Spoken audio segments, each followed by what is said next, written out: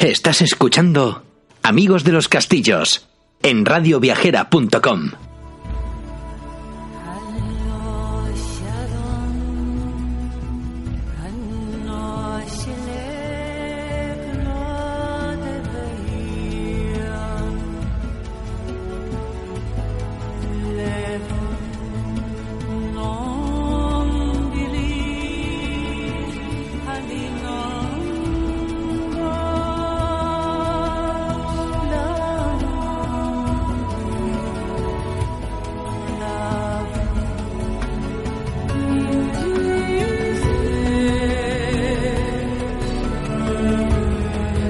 Hola a todos, queridos amigos, ¿cómo estáis? Una semana más estamos otra vez aquí en Amigos de los Castillos y por si no lo habéis notado, entramos ya en el mes de diciembre y ya todo huele a Navidad. Vas al supermercado y ves todas las estanterías llenas de turrones y polvorones. En las ciudades ya también se empiezan a colocar las luces por las calles y cada vez estamos ya pensando en las cenas de empresa, en la lotería o en comprar los regalos del amigo invisible o de Navidad. Bueno, en fin, que ya está aquí la Navidad. Y cómo me gusta a mí la Navidad. ¿Alguna vez habéis pensado cómo sería la Navidad en la época medieval? Yo la verdad es que me lo he planteado varias veces porque sería curioso por un año poder viajar atrás en el tiempo y vivir unas Navidades tal y como lo hacían en el siglo XV o XVI, ¿no? ¿Os imagináis las armaduras de los castillos decoradas con espumillón? ¿O un árbol de Navidad junto a la chimenea? Sería divertido, la verdad. Bueno, ya os he dicho que me gusta mucho esta época del año y todo lo que conlleva la Navidad. Pues reunirse con la familia, dar rienda suelta a nuestra solidaridad y celebrar que un año maravilloso acaba y que empieza otro que será todavía mejor. Y por eso, en el programa de hoy, vamos a hablar sobre castillos españoles donde alojarse en Nochevieja y donde pasar una velada diferente e inolvidable, por si estáis pensando, bueno, pues en tener unas fiestas diferentes, en hacer algo que no soláis hacer en otra época del año, algo original. Así que, ya sin más dilación, empezamos.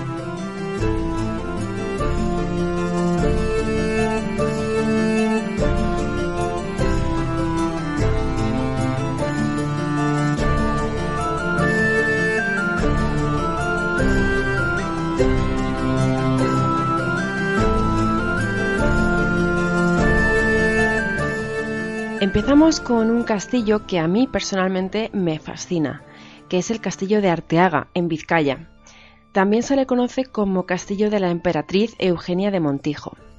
El castillo fue destruido por Pedro de Castilla en 1358, pero se levantó de nuevo posteriormente. Durante el siglo XV padeció todas las guerras y las inclemencias del tiempo, y una vez restaurado, albergó a los carlistas conducidos por el general Velasco, quien ocupó el edificio como residencia personal.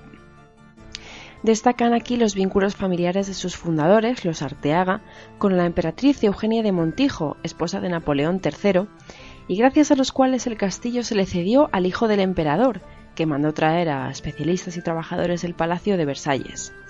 Era el año 1856 y Eugenia de Montijo, mujer del emperador, era propietaria del solar de Arteaga y llegado el momento decidió recuperar el deteriorado castillo en agradecimiento por tal honor.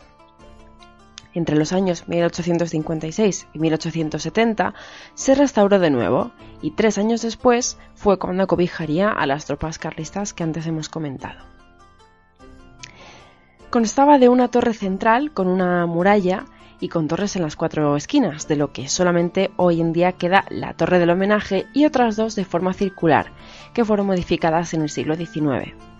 La Torre del Homenaje se encuentra a su vez rodeada por una cerca. Se sabe que hubo un puente levadizo y un foso. Se compone de 4 pisos, alcanzando una altura de hasta 30 metros. Y en sus muros se abren algunos vanos rematados en arcos apuntados, en los que se alternan diversos colores y lo que nos recuerda a las construcciones de origen árabe. En el segundo piso estuvo el oratorio con vidrieras. En una de las esquinas se aprecia un garitón poligonal que alberga una escalera espiral que une su parte más baja con la más alta. Como elemento decorativo, cabe destacar el escudo de la familia de los Guzmán que nos aparece en la puerta principal y que se remata con una cornisa de matacanes. Este palacio-castillo se ubica en una zona privilegiada del estuario del Urdaibai, no lejos de la histórica localidad de Guernica. Al contrario que los castillos defensivos españoles, no se emplaza en una zona elevada, sino más bien en una llanura, en un prado, rodeado de árboles y de mucha vegetación, lo cual también le da un toque distintivo y muy bonito. También en ese aspecto se parece al castillo de Fontainebleau y a otras residencias reales francesas, así que os podéis imaginar su gran majestuosidad.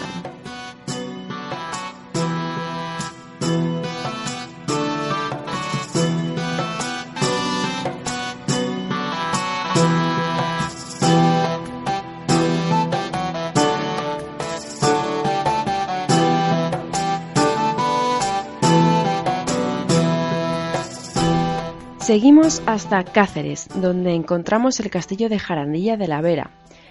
Esta villa perteneció a la ciudad de Plasencia durante casi toda la Baja Edad Media.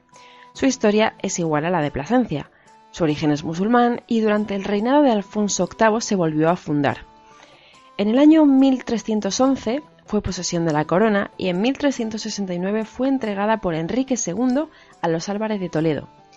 Hay constancia de la realización de obras de fortificación a mediados del siglo XV, lo cual suscita la alarma y la reclamación de los Zúñiga de la ciudad de Plasencia.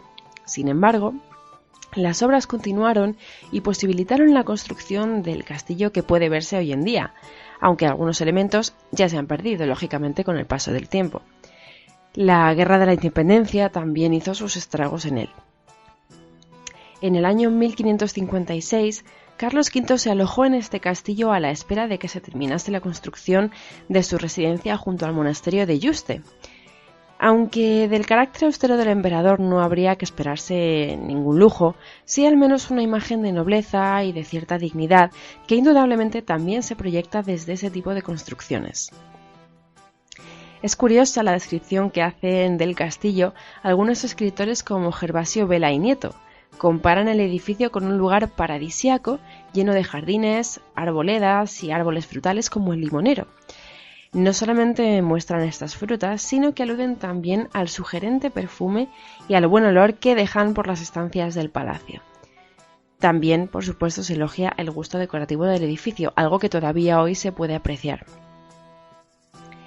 El castillo tiene una planta rectangular muy simétrica con un patio en el centro. Contó seguramente con un recinto exterior que contribuía a regularizar el terreno circundante. Dentro de este existía un segundo recinto murado más contundente que estaba flanqueado con cubos y torrecillas redondas en los lienzos y en las esquinas, como todavía se puede ver en el flanco de la parte trasera, y sobre todo en lo que debió ser la puerta principal de esta barrera, que también se conserva abierta entre dos cubos cilíndricos flanqueantes que aún mantienen importantes recursos defensivos, como las troneras, las almenas y los adarves que recorren la parte superior, y sobre todo los restos de un foso que permite suponer que originariamente contaba con un puente levadizo, aunque hoy en día existe otro puente fijo de obra. En el interior está el cuerpo principal del castillo, de forma cuadrangular en torno a un gran patio central con torres cilíndricas en dos de sus esquinas y prismáticas de mayor volumen en las otras dos, todo recorrido en lo alto por una sucesión de canecillos a modo de cornisa, donde pudo sustentarse un posible almenaje en lo alto. El lado septentrional, entre las dos torres prismáticas, está ocupado por las dependencias más importantes, incluso con un atractivo corredor porticado de 2 pisos, todo ello de estilo gótico con una estructura especialmente atrevida en el piso superior, donde además de un pretil de tracería calada, cuenta con arcos carpaneles muy planos. En los otros lados también se adosan otros edificios de servicio, aunque aquí las transformaciones han sido todavía mayores. La torre del homenaje se eleva por encima del resto del edificio, y en ella se abren una serie de ventanas que son muy recientes y que sin embargo aparecen pocos vanos que den al exterior del edificio. Toda la estructura está rematada en una cornisa amatacanada. La torre del homenaje no tiene almenas, lo cual es una nota significativa de este tipo de construcciones defensivas. Hoy en día este castillo está convertido en un parador nacional que si no lo habéis visitado tenéis que hacerlo.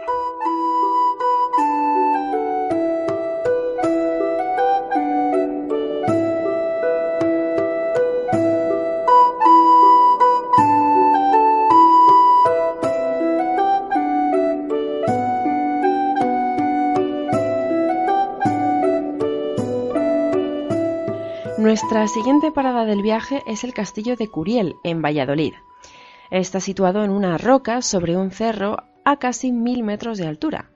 El Castillo de Curiel es el más antiguo de la provincia de Valladolid y es muy posible que se iniciase su construcción en época romana, dado el hallazgo de una moneda del siglo IV.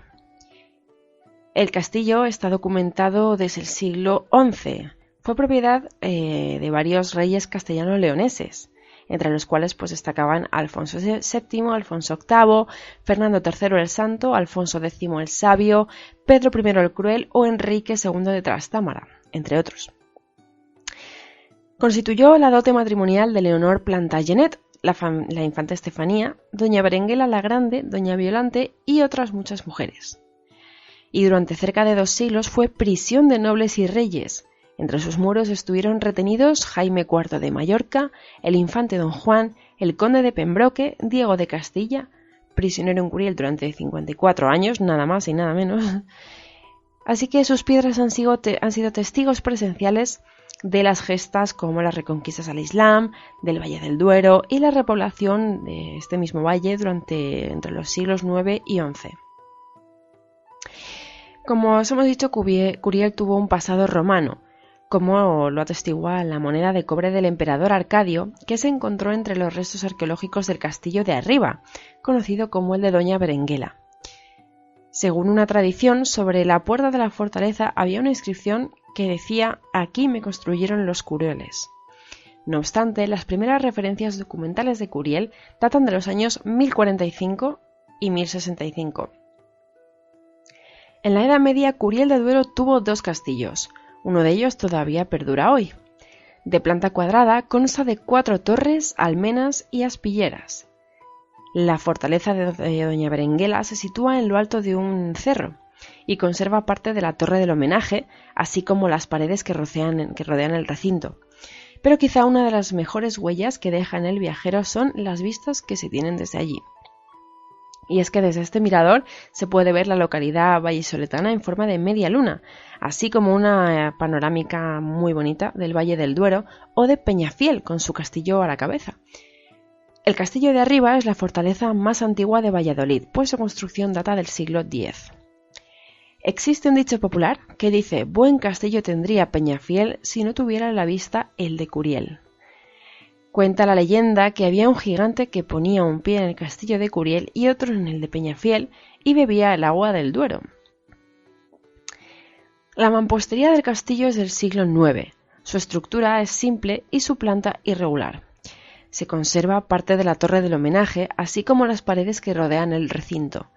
Sus muros perimetrales son probablemente del siglo VII. Era prácticamente inexpugnable debido a su situación sobre el cerro rocoso en el que estaba. En el interior del recinto reconstruido es donde se ha edificado el lujoso complejo hotelero que hoy en día podemos disfrutar.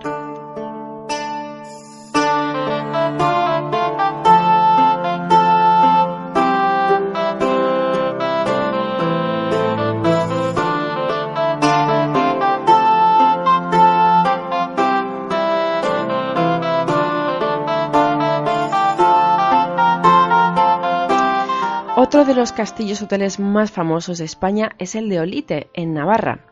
Parece ser que el primitivo castillo de Olite fue levantado sobre una antigua construcción de origen romano del siglo III.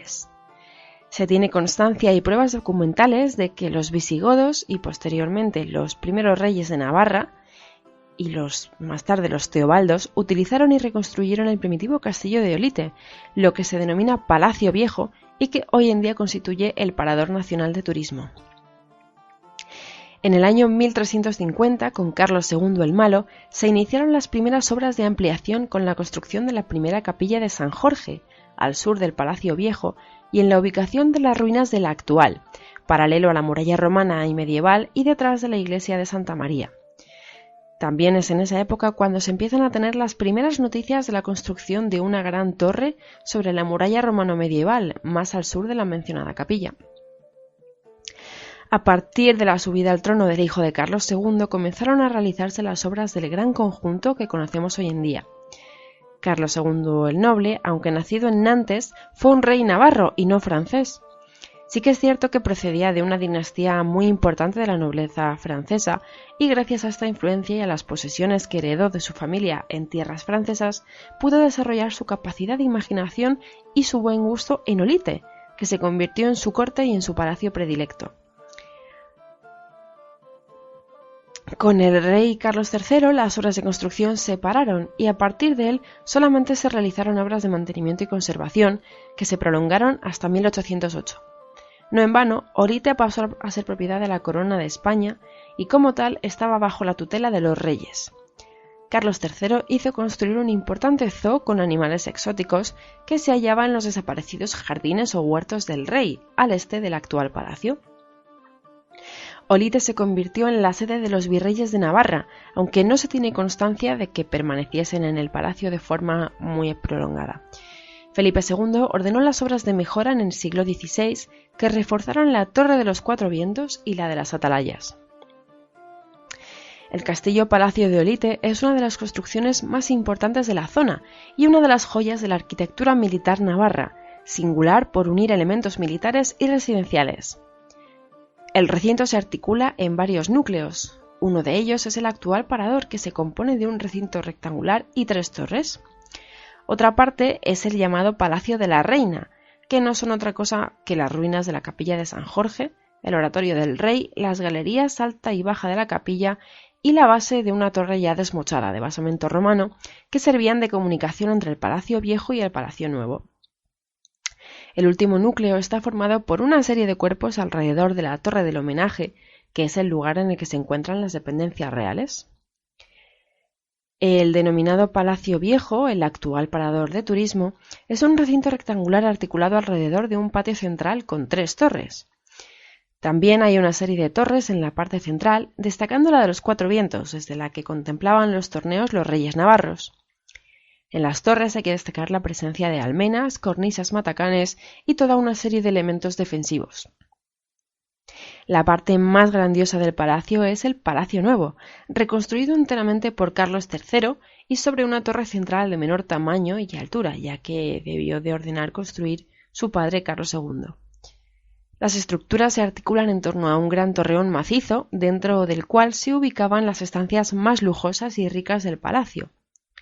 A su alrededor crecieron una serie de dependencias, torres y murallas en función de las necesidades del rey, de sus ideas, de sus caprichos y, sobre todo, de su poder económico.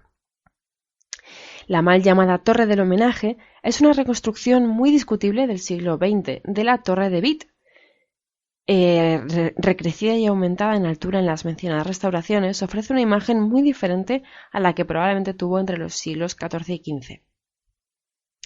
Bajo la capilla de San Jorge hay una bodega vacía. En los pasadizos cercanos que recorren gran parte de la población medieval de Olite, algunas bodegas comerciales las aprovechan para depositar allí las grandes botas de vino, pero la bodega del palacio no tiene utilidad. Un viajero alemán del siglo XV, que recorrió las cortes y palacios de los reyes más famosos de la época, describió en su diario, que se conserva actualmente en el Museo Británico de Londres, la siguiente frase sobre el castillo de Olite. El heraldo me hizo ver el palacio y seguro estoy que no hay rey que tenga palacio ni castillo más hermoso y de tantas habitaciones doradas. Vilo yo entonces bien, no se podría decir ni aun se podría imaginar cuán magnífico y suntuoso es dicho edificio. Enclavado en una de las salas del palacio de Olite, el parador Príncipe de Viana encierra la leyenda de un fantasma noble y medieval.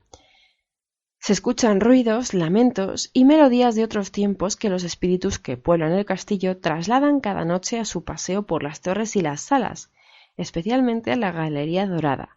Esto es lo que relata el periodista Felipe Alonso en Leyendas de Paradores, un libro que recoge 93 relatos ligados a los establecimientos de esta red nacional.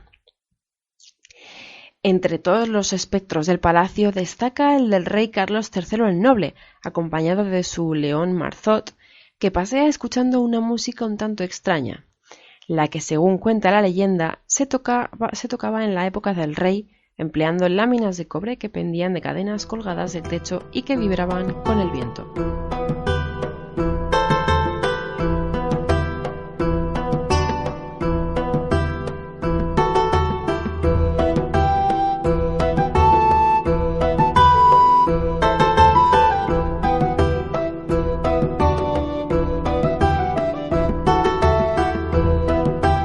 Nos vamos ahora hasta la costa de Girona para disfrutar del Castell d'Empordà.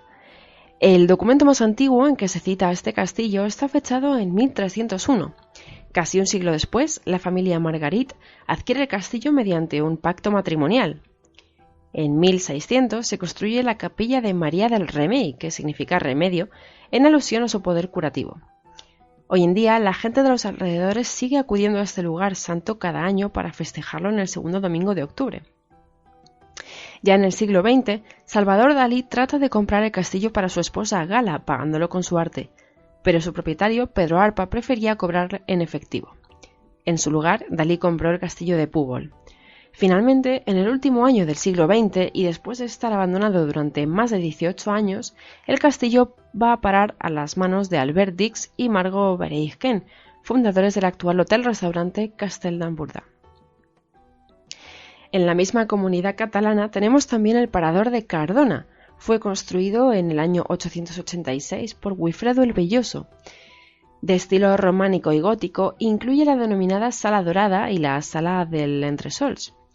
Durante el siglo XV, los duques de Cardona fueron la familia más importante de la corona de Aragón, solo por detrás de la Casa Real. Por esto se los denominaba reyes sin corona, pues disponían de extensos dominios territoriales en Cataluña, Aragón y Valencia, y vínculos dinásticos con las casas reales de Castilla, Portugal, Sicilia y Nápoles. En 1714, tras un asedio que destruyó en buena parte las murallas del castillo, fue uno de los últimos reductos en entregarse a las tropas borbónicas de Felipe V durante la Guerra de Sucesión Española.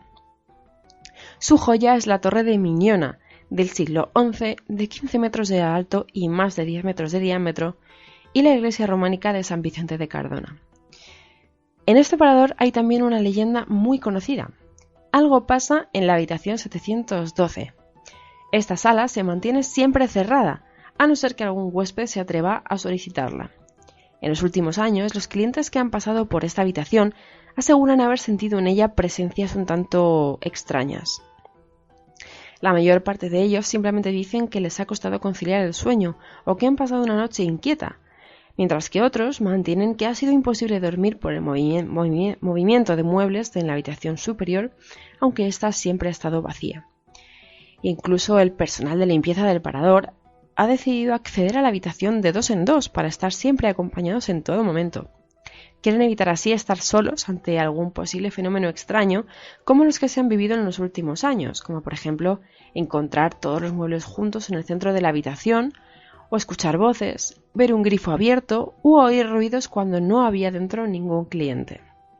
Algún huésped incluso mantiene haber presenciado ciertas apariciones fantasmagóricas. Cuenta la leyenda que el origen de estos sucesos paranormales está en una triste historia ocurrida aquí en el siglo XI, cuando una joven cristiana, Adalés, se enamoró de un musulmán y fue condenada por su padre a vivir para siempre encerrada en la Torre Miñona, donde murió de pena. Su triste alma, según aseguran, todavía vaga por la zona y se manifiesta en estos extraños sucesos que muchos han percibido en la habitación 712. Sea cierta o no la leyenda, lo cierto es que no se puede dejar pasar la oportunidad de visitar este impresionante castillo. Alojarnos en él, además, nos permite conocer toda la villa medieval de Cardona.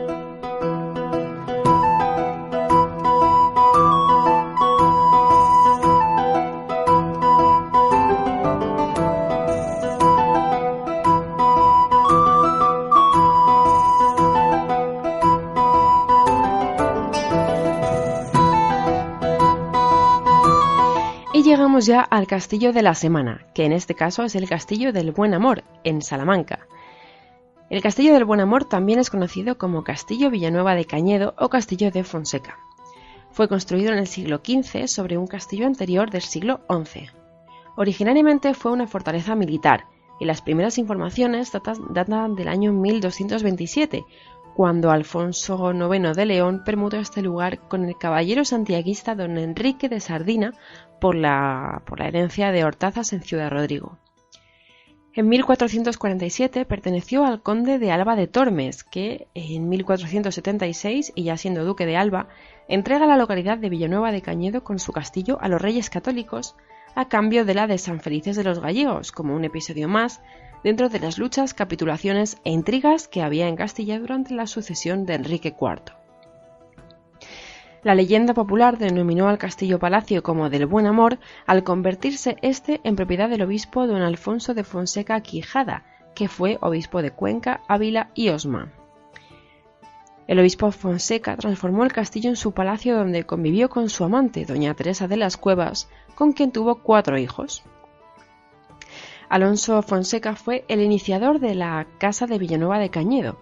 Sabemos que fue un ferviente seguidor de los reyes católicos y capitán del ejército que tomó la ciudad de Toro en 1476.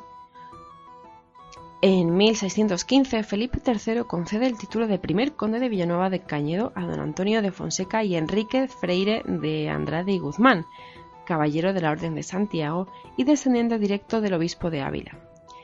Este castillo-palacio de estilo gótico, por su situación en terreno levemente ondulado y cubierto de monte, parece más que fue dedicado a estación de montería y palacio de residencia que a un castillo típicamente militar.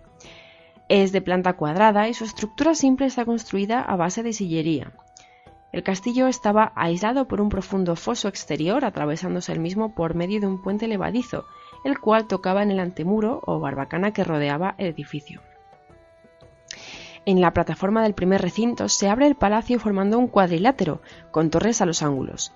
Ellas son término medio entre redondo y cuadrado, en razón de sus esquinas curvas, y la de hacia el norte se desgarra montando sobre la barbacana, puesta al través, muy grande de tamaño, como homenaje de fortaleza, amparando bajo su masa la entrada del palacio, que se hace por puerta de arco gótico de grandes dovelas. La puerta es adintelada, con un escudo encima y corpulentas almenas con labor de escamas. En medio de sus lienzos volaban garitas en saledizo y 3 de los ángulos se protegían con recios cubos, conteniendo aposentos abovedados en 2 pisos, de los que el inferior tenía entrada por un camino de ronda subterráneo. Del primitivo castillo del siglo XXI se conserva el sótano, que tiene bóveda de medio punto y que actualmente alberga el restaurante. Si queréis pasar la Nochevieja en este castillo, solo tenéis que entrar en su página web y echar un vistazo a los diferentes planes que ofrecen. Nosotros terminamos ya este programa prenavideño y os esperamos como siempre la semana que viene con mucha más información y deseándoos toda la felicidad del mundo.